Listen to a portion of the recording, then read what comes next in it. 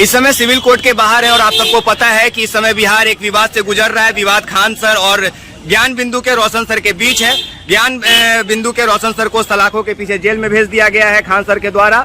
अब आज वकील साहब हमारे सामने हैं, लीगल एडवोकेट्स के टीम है, ये सब आज अदालत में आए थे रोशन सर को बेल दिलाने के लिए। क्या कुछ निकल के सामने आया है हम पूछते हैं। एसएन वीरू एडवोकेट साहब हमारे साथ है। सर, क्या निकल के सामने आया आज अदालत में आप लोग आए? तो पूरे एडवोकेट के टीम वहाँ पे गए, हमारे साथी ये भी थे, दोनों लोग, तीन लोग, सब लोग वहाँ पे थे। एफआईआर और जितने भी रिकॉर्ड उधर से पुलिस के द्वारा जमा किया गया है, कहीं भी कोई भी गोली चलने का साक्ष्य मौजूद नहीं है। एफआईआर में भी नहीं मौजूद है, केस डायरी में भी मौजूद नहीं है, और जो घटनास्थल से रिकवरी है वहाँ से कुछ भी इस तरह का साक्ष्य रिकॉर्ड नहीं है, रिकवर नहीं है।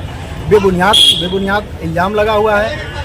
धारा 109 जो बीएनएस में हो गया है, पहले आईपीसी में 307 हुआ करता था, उस वो लगे होने की वजह से एफआईआर में उनको गिरफ्तार कर लिया गया है, क्योंकि वो नॉन अवेलेबल धारा है और कोई इसमें ऐसा कोई साक्ष्य नहीं है जिसकी वजह से उनको जेल में रखा जाए। लेकिन नियम की एक अपनी प्रक्रिया होती है, कानून की अपनी एक प्रक्रिया होती है। इसमें हम लोगों ने अपनी बहस में बात रखी, उधर के विपक्ष के भी वकील थे, उन्होंने भी अपनी बात रखी।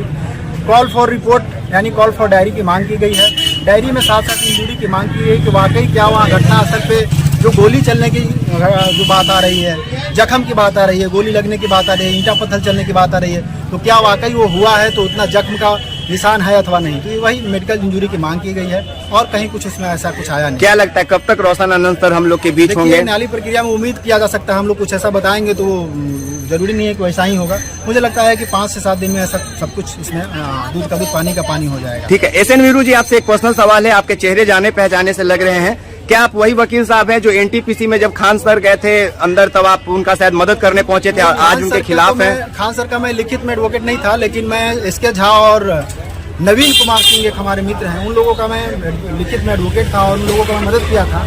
और हमें भी एनटीपीसी में ये लोग तो नहीं कहना चाहिए ऑन कैमरा क्या मैंने इन लोगों को मदद किया, लेकिन आपसी लड़ाई इन लोगों को कहीं ना कहीं बच्चों के भविष्य को धूमिल कर रही है और इस तरह के शिक्षकों के बीच में आपसी लड़ाई नहीं होनी चाहिए, ये गलत है। ठीक है। क्या नाम हुआ सर आपका? मेरा नाम एडवोकेट राघव कुमार है।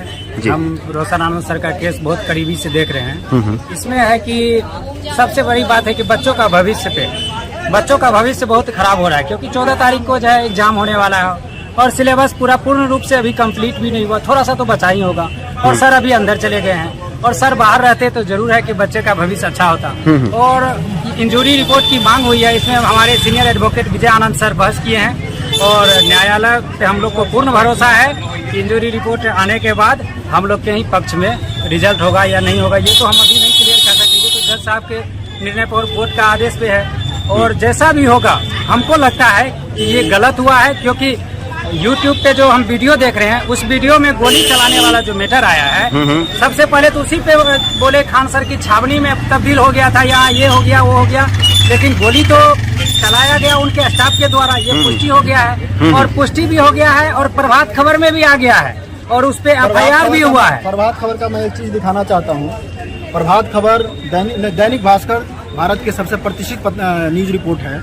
इसमें यह एडमिटेड फैक्ट है कि गार्ड ने खान सर के कहने पे गोली चलाया है। वहाँ के सुरक्षा गार्ड जो खान सर के सुरक्षा गार्ड थे, उन लोगों के कहने पे गोली चलाई। देखिए दैनिक भास्कर का रिपोर्ट है, तो इससे आप अंदाजा लगा सकते हैं कि कितना मतलब कोई भी व्यक्ति कितना स्तर तक गिर सकता है। गिरने की भी एक सीमा होती है। क्या आप लोग तो सर एक वकीलों के शिक्षक जब इतना झूठ बोलेगा, इतना निचला स्तर का हरकत करेगा, तो उससे बच्चे क्या सीखेंगे? बच्चे पे क्या प्रभाव पड़ेगा? क्या प्रशासन भी खान सर का साथ दे रही है? क्योंकि जिस प्रकार से रोशन आनंद सर को बहुत जल्दी इस पे टीका टिप्पणी हम लोग नहीं करेंगे, क्योंकि प्रशासन की एक अपनी प्रक्रिया है और प्रशासन अपने हिसाब से काम करती है। लेकिन जो एक शिक्षक को बोलना चाहिए था वो गलत है, बेबुनियाद है और इस पे एफआईआर भी हुआ है।